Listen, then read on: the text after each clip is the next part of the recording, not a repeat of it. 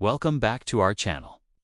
Today, we're diving into a topic that's often discussed in hushed tones but demands our attention. The landscape of street gangs in Canada as we look towards 2025. This isn't about glorifying crime. It's about understanding the complex social issues that fuel these groups and how communities are responding. So, grab a seat and let's get into it. When people think of Canada, they often picture serene landscapes and friendly cities. While that's a huge part of our national identity, like any other country, Canada has its share of complex social challenges. One of those is the presence and evolution of street gangs. Over the past few decades, the dynamics of these groups have shifted dramatically, influenced by everything from immigration patterns to the digital age. Historically, Canadian street gangs were often localized, rooted in specific neighborhoods or ethnic communities. Think of the early biker gangs that emerged in the mid-20th century or the neighborhood-based crews in cities like Toronto, Montreal, and Vancouver. Their activities were typically focused on controlling local turf and small-scale illicit economies. But as we move closer to 2025, the picture has become much more intricate and interconnected. One of the biggest changes is the increasing sophistication and internationalization of these groups. Modern gangs are no longer just about street-level disputes. They are often involved in complex criminal enterprises that span provinces and even international borders. We're talking about large-scale drug trafficking, human trafficking, cybercrime, and sophisticated fraud operations. The internet and encrypted communication apps have revolutionized how gangs operate, allowing them to coordinate activities, recruit new members, and launder money with a level of anonymity that was previously unimaginable. Let's talk about some of the key players. In major urban centers, we see a mix of long-standing, locally grown gangs and groups with international ties. For example, in British Columbia, gangs like the Red Scorpions and the United Nations Gang have been prominent in the news for their involvement in the drug trade. In Quebec, the legacy of powerful biker groups continues to influence the criminal underworld, even as new, smaller factions emerge and compete for territory. Ontario, particularly the Greater Toronto Area, is a mosaic of different gangs, many of which are highly localized to specific neighborhoods or housing complexes.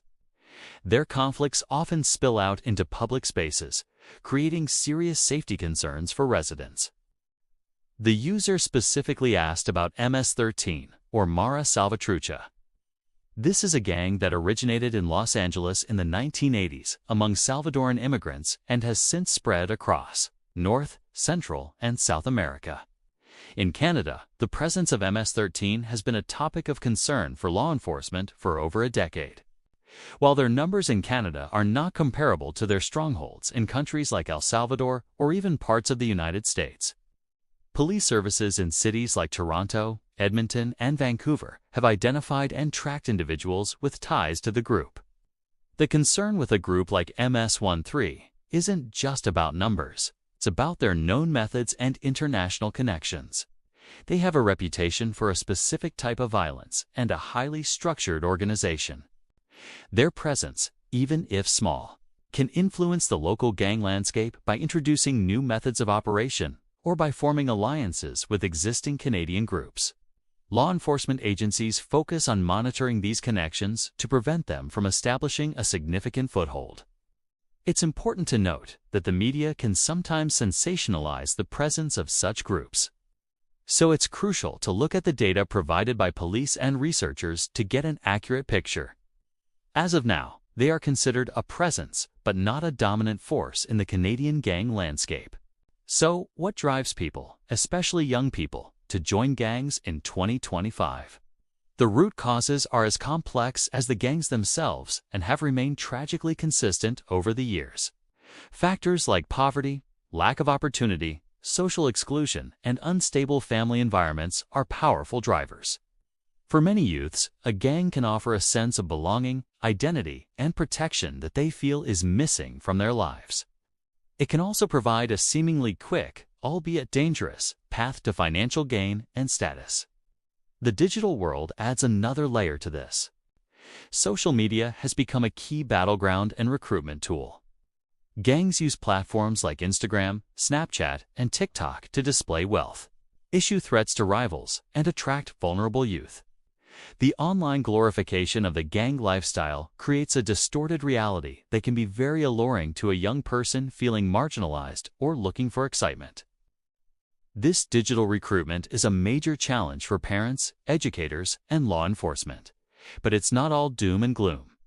There's a massive ongoing effort across the country to counter the influence of gangs. This isn't just a policing issue, it's a community issue. The most effective strategies are those that focus on prevention and intervention. Let's look at what's working. Community-based programs are at the forefront of this fight. Organizations across Canada are working tirelessly to provide positive alternatives for at-risk youth. These programs offer things like mentorship, after-school activities, sports, arts, and job training. The goal is to build a young person's self-esteem, connect them with positive role models, and show them that there are viable paths to success outside of crime. Programs like Toronto's Youth Outreach Worker Program or Vancouver's Yo Bro Yo Girl Youth Initiative are fantastic examples of this grassroots approach making a real difference. They engage with youth on their own terms, in their own neighborhoods, building trust and offering a way out. Schools also play a critical role. Education on the realities of gang life, conflict resolution skills, and media literacy can help inoculate students against the allure of gangs. When schools partner with community organizations and local police, they can create a strong support network for students who are struggling. On the law enforcement side, strategies have also evolved. While enforcement and arrests are still a necessary part of the equation, there's a growing emphasis on intelligence-led policing. This means focusing resources on the most violent offenders and the highest levels of the criminal organization rather than just on street-level members.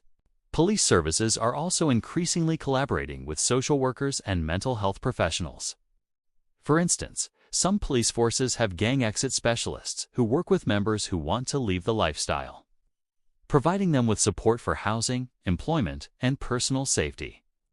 This is incredibly difficult and dangerous work, but it's essential for breaking the cycle. Towards 2025 and beyond, the challenge will be to keep adapting. Gangs are dynamic and will continue to evolve their methods. The rise of cybercrime, the use of cryptocurrencies for money laundering, and the exploitation of new social media platforms are all future frontiers.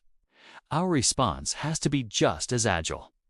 This means continued investment in community programs, better support for mental health services, than addressing the root causes of inequality and poverty that make gang life seem like a viable option in the first place. It's also about changing the narrative by highlighting the stories of those who have successfully left gang life. And by celebrating the work of community heroes, we can show young people that a different future is possible. It's a long road, but it's one that countless Canadians are committed to walking.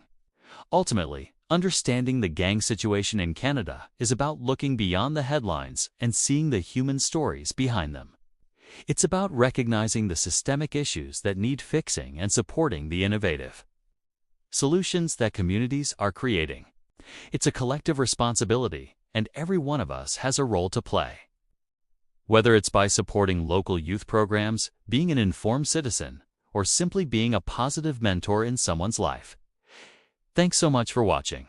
If you found this video informative, please give it a thumbs up and hit that subscribe button for more deep dives into the issues shaping our world.